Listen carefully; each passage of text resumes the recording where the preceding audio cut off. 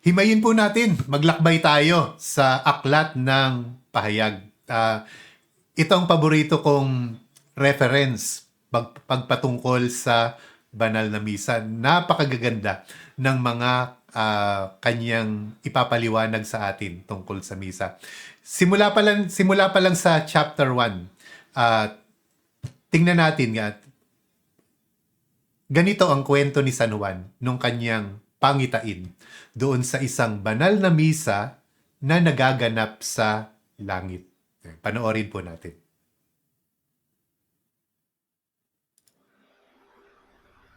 Aklat ng Pahayag, Chapter 1, verses 10 to 13. Noon ay araw ng Panginoon, at habang nasa ilalim ako ng kapangyarihan ng Espiritu, narinig ko mula sa aking likuran ang isang malakas na tinig na parang tunog ng trompeta. Sabi niya, isulat mo sa isang aklat ang iyong nakita at ipadala mo ito sa 7 iglesia. Sa Efeso, Esmirna, Pergamo, Tiatira, Sardis, Philadelphia, at Laodicea. Lumingon ako upang tingnan ang nagsasalita at nakakita ako ng 7 ilawang ginto. Nakatayo sa gitna ng mga ilawan ang isang parang anak ng tao na nakasuot ng mahabang damit at may gintong pamigkis sa kaniyang dibdib.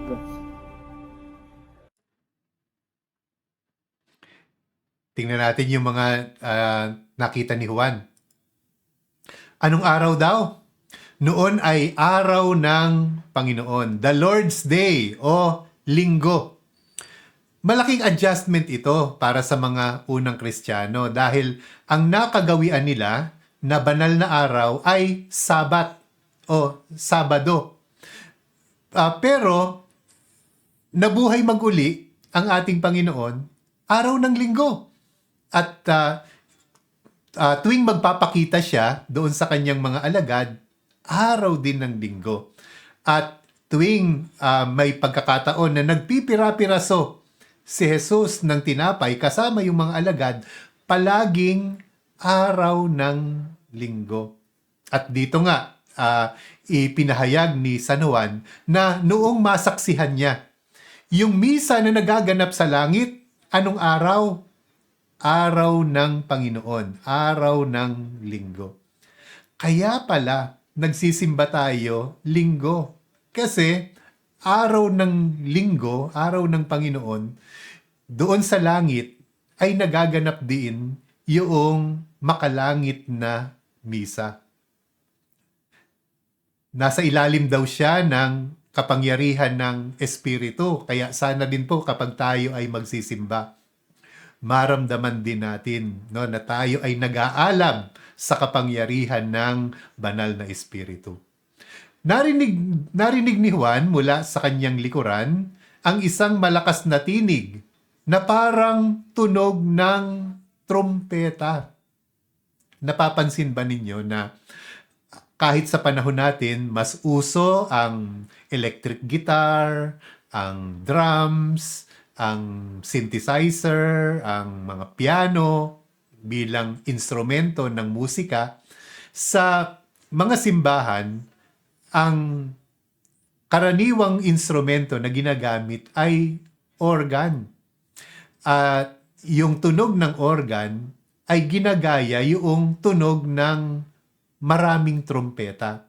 Para pala ito maramdaman natin na tayo ay nakikibahagi doon sa misa sa langit kung saan ang instrumento na ginagamit sa mga tugtog daw ay tunog ng trompeta. Lumingon si Juan upang tingnan yung nagsasalita at nakakita raw siya ng 7 ilawang ginto. Mula rin doon sa likuran ng simbahan, nagmumula yung prosesyon sa misa, yung entrance procession. At yung entrance procession, pinangungunahan ng mga altar server.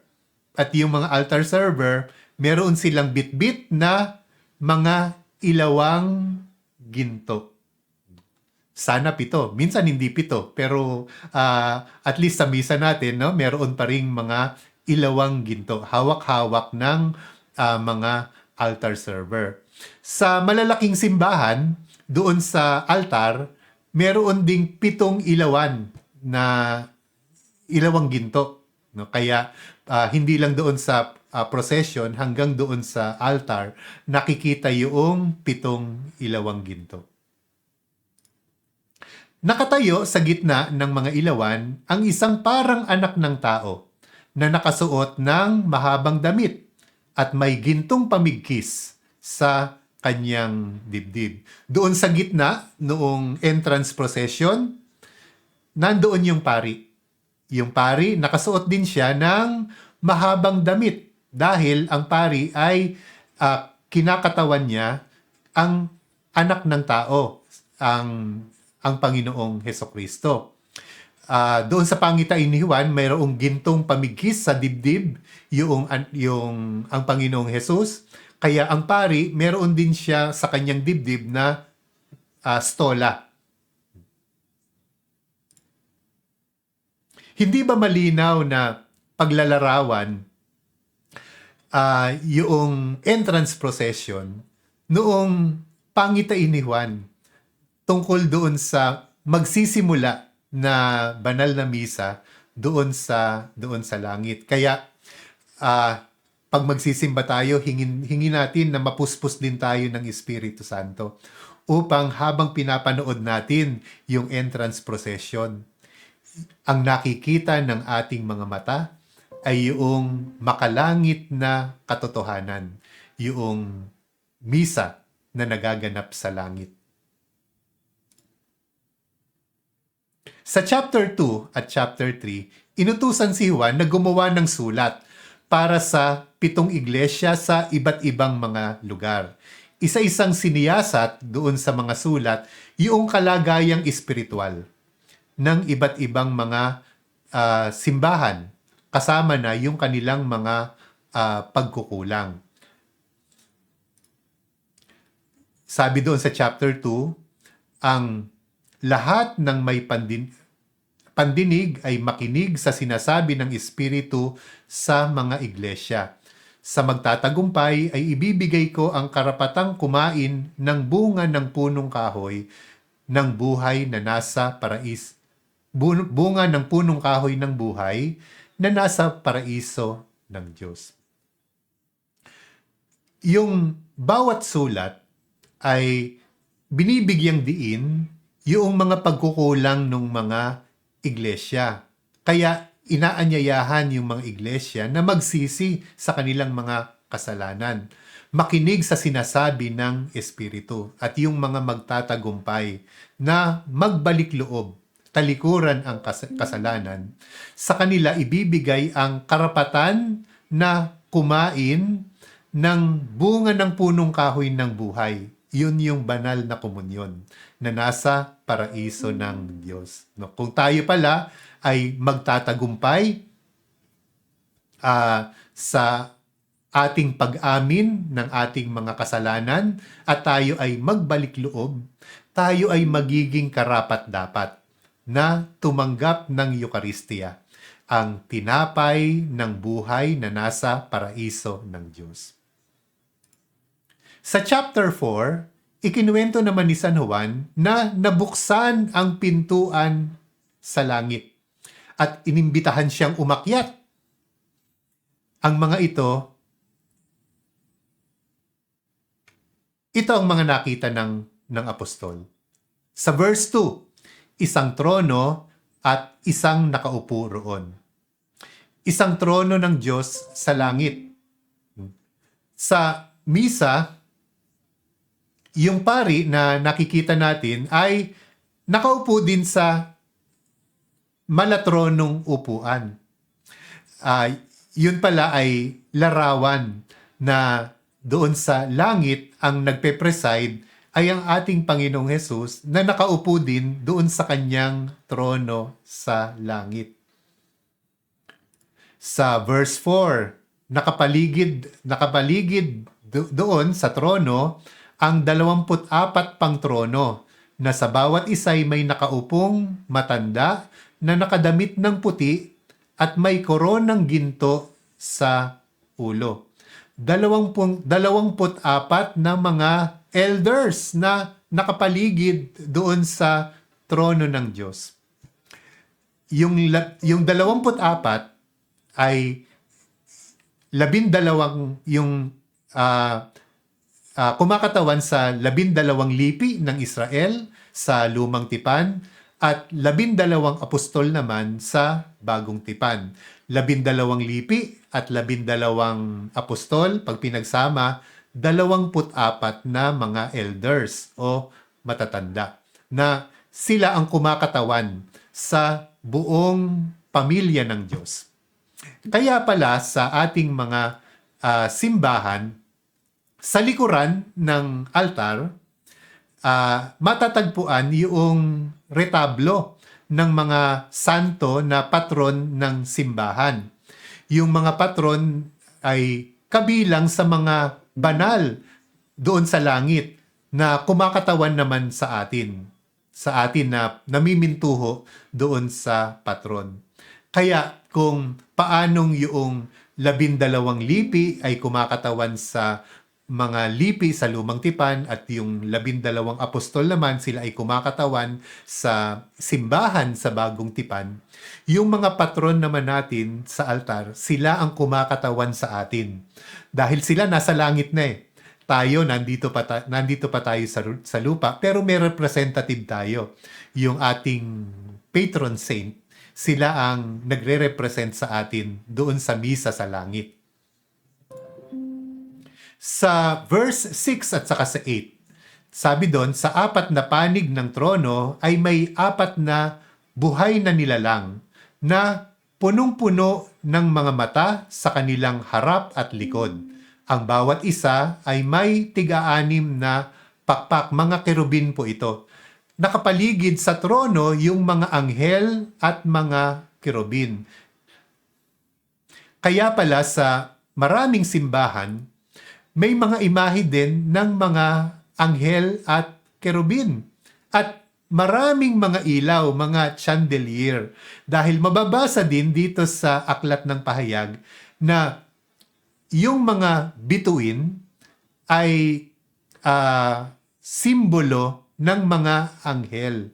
Sa mga altar naman natin, yung mga magagarang mga ilaw ay parang mga bituin na sumisimbolo sa mga anghel at kerubin na kasama nating nagdiriwang ng misa sa langit. Sa chapter 5 ng Pahayag, ikinuwento naman ang tungkol sa kasulatan na may 7 selyo at doon sa kordero na tanging karapat-dapat na magbukas niyon. Pakinggan natin ang salaysay ni Juan tungkol dito.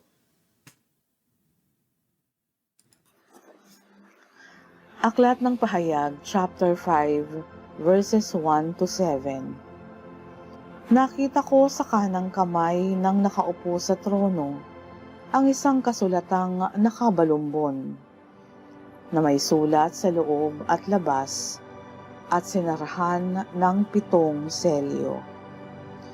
At nakita ko rin ang isang makapangyarihang anghel na nagtanong ng malakas, sino ang karapat-dapat na mag-alis sa mga selyo at magbukas sa balumbon? Ngunit wala ni isa man, maging sa langit, maging sa lupa o sa ilalim ng lupa, na makapagbukas o makatingin sa nilalaman niyon. Buong kapaitan akong umiyak dahil walang natagpuang karapat-dapat na magbukas at tumingin sa nilalaman niyon. Ngunit sinabi sa akin ng isa sa matatandang pinuno. Huwag kang umiyak. Tingnan mo. Ang leon mula sa lipi ni Huda, ang anak ni David, ay nagtagumpay at may karapatang mag-alis sa 7 selyo at magbukas sa kasulatang nakabalumbon. Pagkatapos, nakita ko sa pagitan ng matatandang pinuno at ng tronong napapaligiran ng 4 na buhay na nilalang ang isang korderong nakatayo na ang anyo ay tulad sa pinatay na. Ito'y may 7 sungay at 7 mata na siyang 7 espiritu ng Diyos na ipinadala sa buong daigdig. Lumapit ang kordero at kinuha ang kasulatang nakabalumbon sa kanang kamay ng nakaupo sa trono.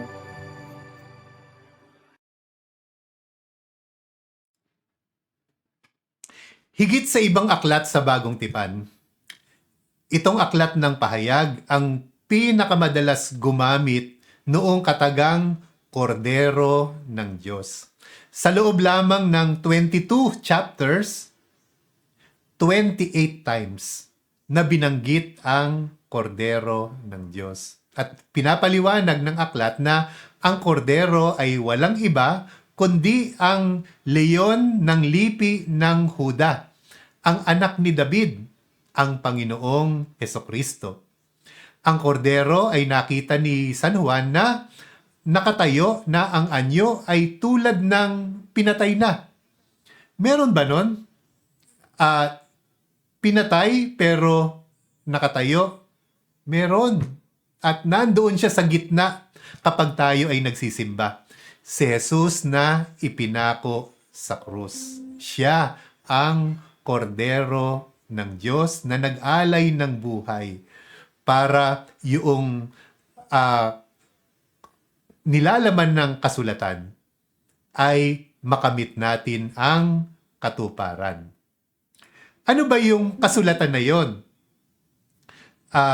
Na sinabi ay may sulat sa loob at sa labas. Mababasa natin sa aklat ni Propeta Ezekiel yung tungkol sa isang kasulatan na may sulat sa loob at sa labas. Sabi doon sa chapter 3 ng aklat ni Ezekiel, yun daw sulat na yung kasulatan na may sulat sa loob at labas, yun daw ang salita ng Diyos na ipapahayag ng propeta. Salita ng Diyos. Yung mga salita ng Diyos na yon ay magkakaroon ng katuparan, mabubuksan, no? Ang tanging makakapagbukas ng kasulatan ay ang kordero ng Diyos sa bisa ng kanyang pag-aalay sa krus. Kaya, yung mga salita ng Diyos, magkakaroon ng katuparan sa bisa ng sakripisyo ni Jesus sa krus. At hanggang sa panahon natin ngayon, pinapakinggan natin yung mga salita ng Diyos dahil matutupad siya sa kasaysayan at sa ating buhay sa bisa ng pag-aalay ni Jesus na ating pinagpapasa ngayon doon sa loob ng banal na misa. Kaya yung maganda na tayo ay nagbabasa ng Biblia. Pero kapag ang salita ng Diyos ay ipinapahayag sa loob ng banal na misa, napaka-espesyal at walang katulad.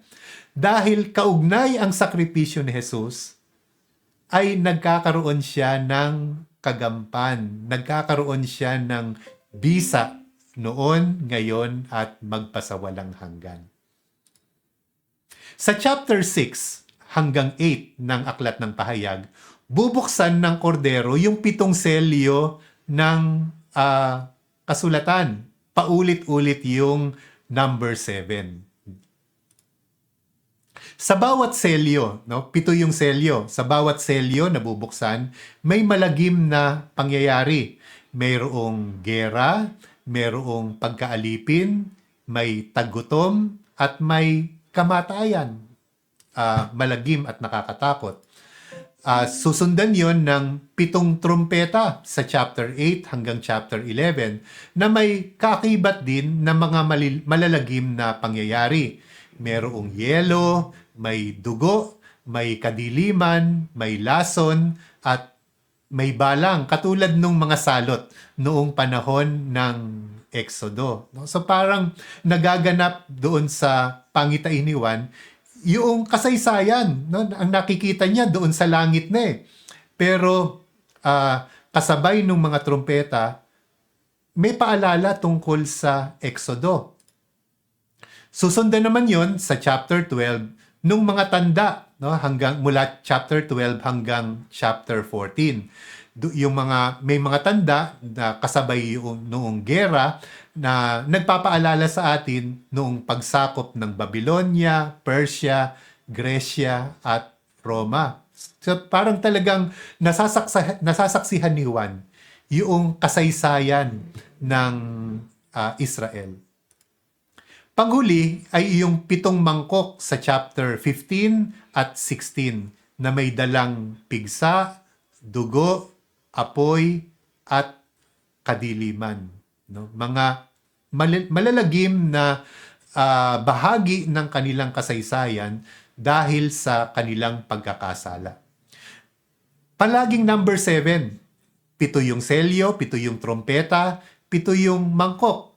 Dahil 7 ang numero ng tipan.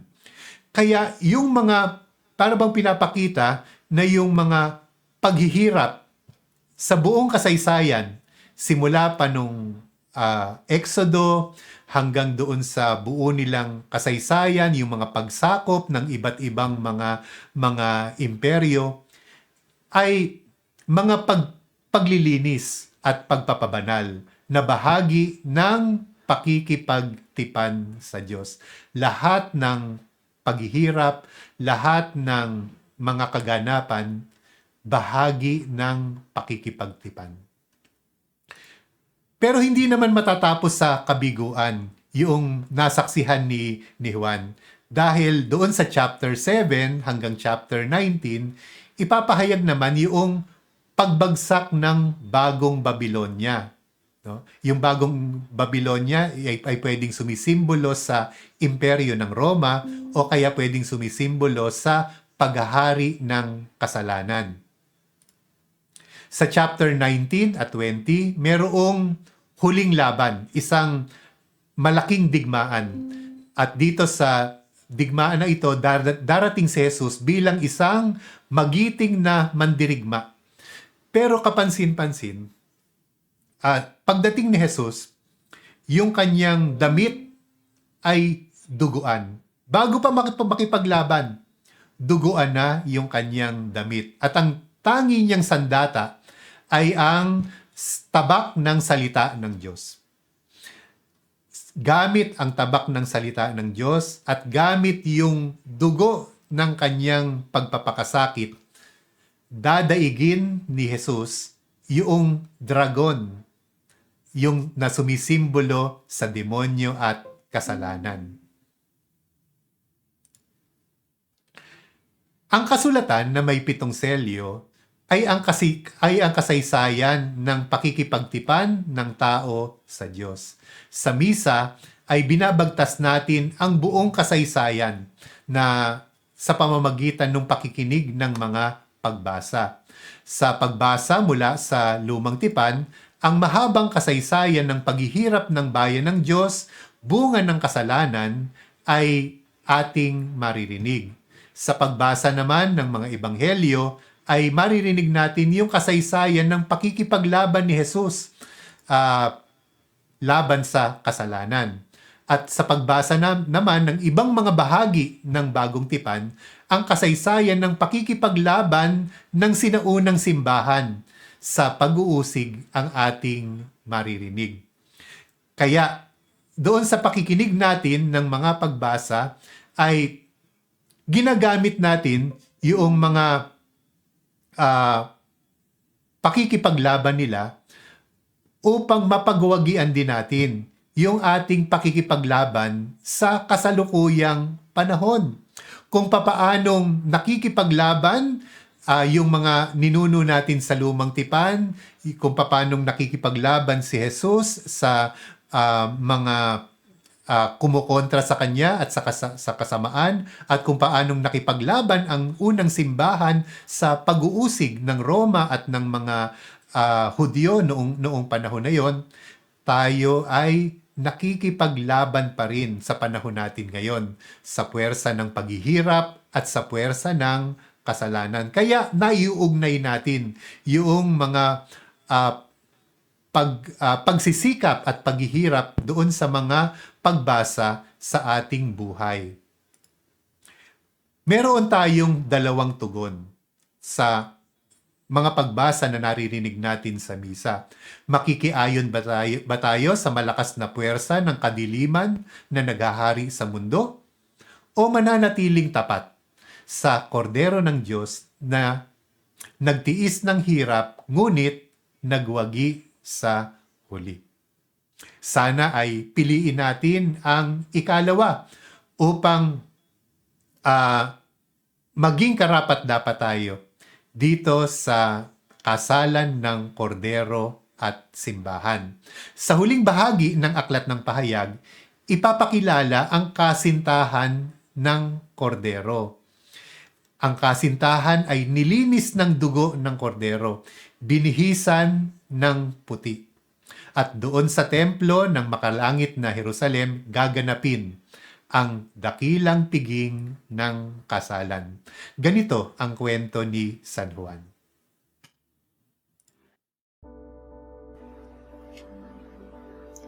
Aklat ng Pahayag, chapter 21, verses 2 to 4. At nakita ko ang banal na lungsod, ang bagong Jerusalem na bumababa mula sa langit, buhat sa Diyos.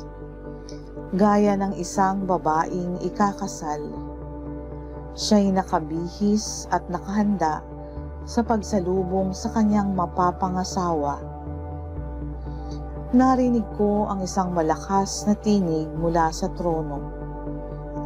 Tingnan ninyo, ang tahanan ng Diyos ay nasa piling na ng mga tao. Maninirahan siyang kasama nila at sila'y magiging bayan niya. Diyos mismo ang makakapiling nila at siya ang magiging Diyos nila. At papahirin niya ang bawat luha sa kanilang mga mata. Wala nang kamatayan, dalamhati, pagtangis at paghihirap, sapagkat lumipas na ang dating mga bagay. Ayun, pagkatapos noong kwento ng mga paghihirap, mga malalagim na kaganapan na doon sa Aklat ng Pahayag, pati doon sa kasaysayan na narinig natin sa mga pagbasa, happy ending pala ang doon sa Aklat ng Pahayag. Sabi, lilipas na raw ang lahat ng pagdadalamhati, ang lahat ng paghihirap dahil napagwagi na ng kordero ng Diyos ang tagumpay na magpasa walang hanggan. Kapiling ang kanyang kasintahan, no? Ang kanyang magiging asawang babae. Ang asawang babae ng kordero ay ang simbahan. Ang simbahan na nanatiling tapat sa kordero sa kabila ng mahabang kasaysayan ng pag-uusig ay ang kasintahan ng kordero. May pagkukulang ang simbahan, pero ito ay nilinis ng dugo ng kordero. Binihisan ang simbahan sa bisa ng sakramento ng binyag at sakramento ng pagbabalik loob. At sa isang dakilang piging, ikakasal ang kordero ng Diyos at ang kasintahang babae, ang simbahan. Ang misa ay ang dakilang piging ng kasalan ng kordero at ng simbahan. Sa bisa ng kasal, ang lalaki at ang babae ay nagiging isang katawan. Gayon din sa bisa ng Eukaristiya, ang Diyos at ang simbahan ay nagiging isang katawan. Ang kasal na ito ay higit na matibay. Ang kasal dito sa lupa pwedeng magtapos sa pagtataksil, sa paghihiwalay, sa diborsyo, o pagpapawalang bisa ng kasal. Pero ang makalangit na kasal ng kordero, ng Diyos at ng simbahan ay magpasawalang hanggan. Hindi na mapaghihiwalay ang Diyos at ang tao. Maging ang kamatayan, hindi na mapaghihiwalay ang Diyos at ang sangkatauhan. Praise God! Ang bawat misa ay kasalan ng kordero at ng simbahan. Ito ay nagaganap sa langit, sa simbahang matagumpay, sa lupa, sa simbahang nakikipaglaban, at sa purgatorio, sa simbahang nagdurusa. Langit at lupa ay nagtatagpo sa bawat misa. Kaya masasabi natin na ang misa ay langit sa lupa. Malaking tulong sa akin ang pag-unawa sa sulat sa mga Hebreo at sa aklat ng pahayag. Ito ang naging susi para maging buhay at masaya ang aking pagsisimba. Ninanamnam ko yung bawat bahagi ng misa dahil dito ko lamang nararanasan yung makalangit na buhay. Dito pa lang sa lupa, pwede nang magsimula ang langit. At yan ay ating nararanasan sa tuwing tayo ay nagsisimba.